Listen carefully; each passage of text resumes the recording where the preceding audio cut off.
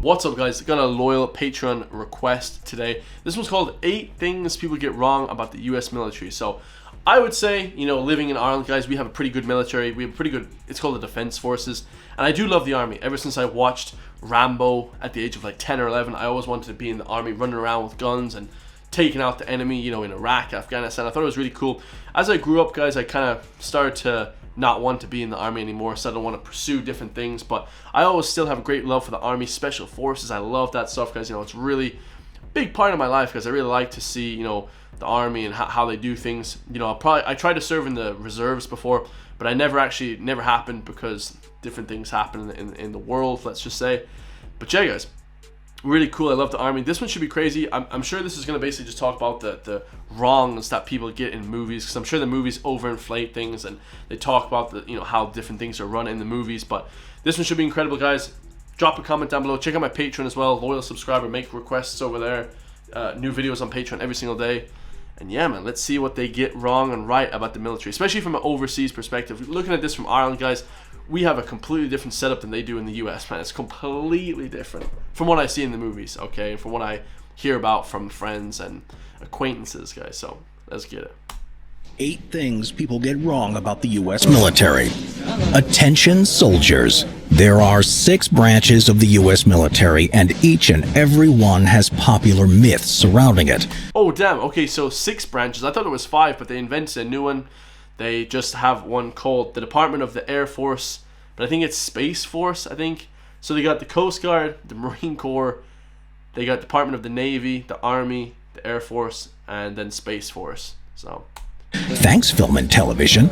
But is it true that you can run away and enlist in the Army? And how often do you really have to drop and give him 20? Turns out, we've got a lot wrong about how the U.S. military works. Number 1. All veterans have dangerous PTSD. Sadly, studies have shown that of all the Iraq and Afghanistan war veterans, those displaying PTSD make up, at the lowest, 13.5%. That's good, guys. That's good. You don't want people with crazy PTSD after they come back from war. So that's definitely a good statistic, right? I never thought that everybody coming back from war was deranged and stuff like that. I definitely didn't think that. But there is a lot of stress, probably, if you fight in combat, right, for a living. And at the highest, 20 to 30% of personnel. Because a lot of people that even go to war don't even see war. You know, you don't even shoot your gun a lot of times. All right, if you're just a regular Marine or something. I think if you're in the Special Forces, you probably see a lot more action. Unfortunate stereotype that these veterans are prone to outbursts of violence as survivors of PTSD. That's the movie American Sniper. Great movie. Chris Kyle, Bradley Cooper. I love that movie. 13 Hours is the best action army movie though ever. Watch 13 Hours, guys. You know, it's about the Libya Civil War. In fact, in a 2021 survey of 2,000 Americans, 26% believe that people with PTSD must be violent or dangerous. But this view of PTSD has been exaggerated by the media, leaving the average person to believe anyone who comes back from war is a firecracker waiting to go off. Although it can be a symptom of the illness, it's a myth that PTSD automatically equals a violent person. The overwhelming majority of people with PTSD live regular day-to-day lives upon returning home and do not harm others. Number 2, enlisting is easy. There are plenty of TV shows and movies where the troubled young kid runs away and enlists in the Army, disappearing from his family seemingly overnight. But this is incorrect. It's nowhere near as easy to join the military as the media makes it out to be. I heard Tim Kennedy say before that joining the army and military is harder than going to college, guys, because there's so many requirements. You can't have asthma, you can't be overweight, you can't have this, you can't have that. There's so many requirements, right? No branch of the armed forces will take someone without at least a high school diploma or possibly a GED. And depending on the branch of the military you want to go into, there can be some strict requirements. Officer positions are competitive and require at least a college degree, although many actually also have a post-grad certificate. Huh. So you need a college degree. Yeah, if you want to become an officer, I think you need a college degree as well. Something like that, so. Certification. In the Coast Guard, you can't have more than 3 dependents. And in the U.S. Air Force, you must be a certain height, weight, and vision, among other requirements. But there are 5 pieces of criteria you must meet no matter which branch of the military you're interested in joining. Number 1, we've covered. You need a high school diploma. The rest are: Number 2, be a full citizen of the United States or a resident alien. Number 3, be at least 17 years old. Number 4, pass a medical exam. Number 5, pass the ASVAB. ASVAB stands for the Armed Services Vocational Aptitude Battery Test and is part of its own myth. Have you ever wanted to assert total domination? So the ASVAB is basically like an entry thing to college. I've actually heard of that before, guys. And definitely a good thing to have, right? For sure, right? Or ruining the house. Build your own kingdom. So we're going to skip on here a little bit.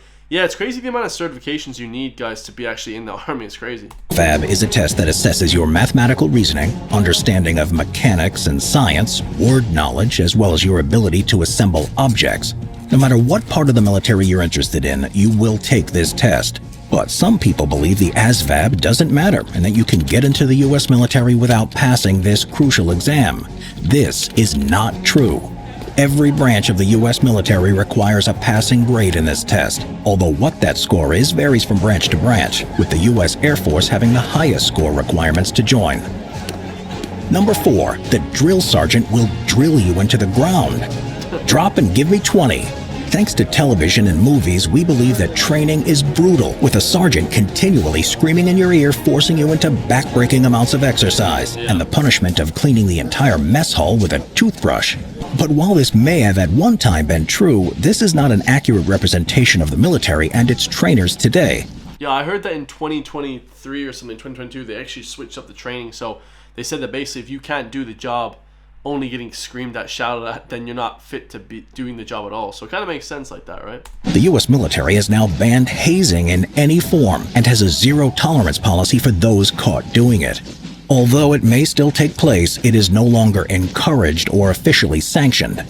Instead, the U.S. Army calls it fundamentally in opposition to military values, and drill instructors can no longer treat recruits however they may like. Under the Uniform Code of Military Justice, they state, derogatory terms, excessive physical activities, and any abusive or violent contact are now forbidden, and those caught can face severe punishment. Number 5, the pay in the military is low. Many people believe that those in the military are extremely low-paid public servants who struggle with their salaries. But like any other job or industry, pay can vary dramatically in the U.S. military. Yeah, like if you're just, on the front line or something, you join for the first couple of years, you're probably only earning €100, €200 a week, €300 a week. But if you rise up in the ranks, I'm sure you get paid hundreds of thousands. Or if you're like a mechanic or something, you probably get paid a lot more, right? The base pay for new Army recruits who have been in service for under 2 years is lower at $21,999. But this increases with length of service. 4-star generals who have been in the military for 20-plus years are able to earn a much larger $203,698 per year. And depending on the state and military branch, they may also only be taxed on their base pay, with all extra income their own to keep. Oh, so if they work overtime, they keep it all. That's great. Plus, those in the Army are able to stretch their pay further than other professions with additional compensation and benefits, such as providing bonuses for food, health, housing, higher education, as well as being given 30 annual vacation days. Army service can help soldiers pay for college with the post-9/11 GI Bill program, for example, providing steep discounts on tuition, as well as bonuses for accommodation and books. So yeah, if you join the Army, you get like college paid for, you get a lot of stuff paid for. So that's probably what I would do, guys, honestly. That's a great way to further your life, if you can handle it. Depending on the length of service, the program can cover some or even all of one's public college fees, and for private and foreign college tuition, up to $25,000 annually. Number 6, everyone in the military has seen active combat. Oh, this is a big one. I said this before to my friends. I'm like, no, everyone's seen combat. Probably like 10% of people probably see combat if you're in the Army. Even if you're in the police or something, probably less than that, 5%. Everybody thinks that like they're all combat veterans. They're not, man. That's not true. With troops fighting in the Middle East and stories of active combat on the news, many people believe that everyone in the military goes to war. But the U.S. military is a huge operation, and there are plenty of career paths and roles that have nothing to do with fighting overseas. For example, you could become a programmer, administrator, civil engineer, or psychiatrist, among many other options. And the newest branch of the U.S. military has nothing at all to do with combat. Called the U.S. Space Force, it was established in 2019 as the world's only independent space force. Their concern is dealing with the aliens if they ever beam down. Yeah, UFOs, a lot of UFOs going around lately, so I definitely believe in UFOs. I'm not sure if they're alien or not, but, you know, UFOs are definitely existing, guys, and the Space Force is probably just them using the UFOs. They're probably made by, I heard they were made by Skunk Works in the US as well. These basically, like, you know, sort of a engineering factory, right? Number 7. The Army is where socioeconomically disadvantaged people turn. Across the U.S., there are many people who believe that the Army is usually somewhere people with few options for jobs or money turn. It's believed to be a main choice for socioeconomically disadvantaged individuals in search of a better life. But the actual makeup of the military does not match this belief.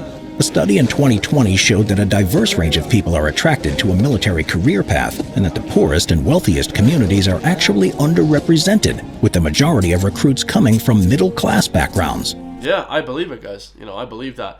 You know? An earlier study concurred, showing that most recruits are actually wealthier, more educated, and more rural than most 18 to 24-year-olds. Yeah, I would say most of the people that go to the Army are from the countryside. You know, the countryside is where a lot of people go to the military. Number 8. Soldiers shoot to kill. An active war zone is a horrible place, and it's always assumed that if a weapon is being fired, then it is fired with one intent: to kill the enemy. And while it's true that today's military personnel go through extensive dehumanization of the enemy training, the psychological impact of killing another human being means it's very likely that few soldiers are actually willing to shoot with the intention of killing. Studies into this phenomenon have been inconclusive and conflicting on the actual percentage of soldiers willing to shoot to kill. And also, guys, most of that shooting is like suppressive fire. You're like trying to scare the enemy away, basically. Right, it's not like actually aiming at anything, you know, because it's very far distances, right? But there has been corroborating evidence that the number is not as high as you may expect, and varies from battle to battle, war zone to war zone. Overall, there is a lot of misinformation and misconceptions about the United States military and what it entails. Everybody thinks it's Top Gun, like, that's playing here. Top Gun's a great movie. These are just some of the most common myths that you hear every day. So now you know the truth. When are you signing up, soldier?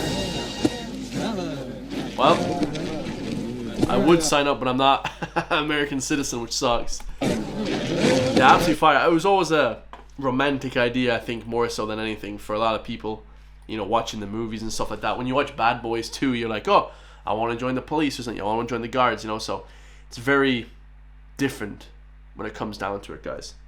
But still absolutely class.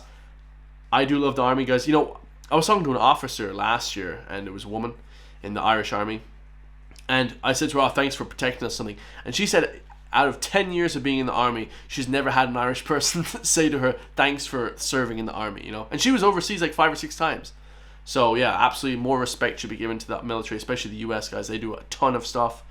Let me know what you all think. I love you guys all. I'll see you all in the next one, man. Peace.